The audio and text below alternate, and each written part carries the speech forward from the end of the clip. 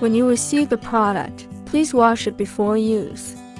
You can use some dish soap to do this. If your cheese board contains jam or accidentally spills it,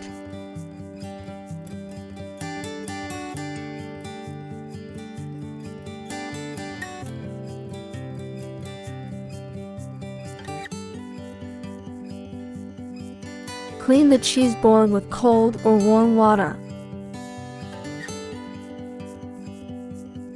You can use a cleaning cloth. Please don't use hard substances such as steel balls to clean the product. It will easily make the item appearance rough.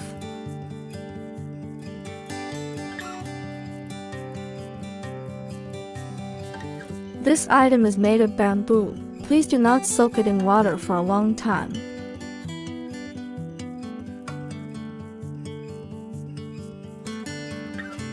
After cleaning, wipe dry with a dry cloth or paper towel.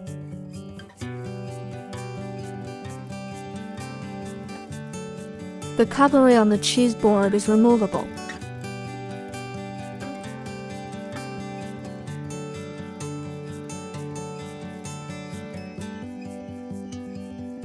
You can also place it in a ventilated place and stand it up to dry.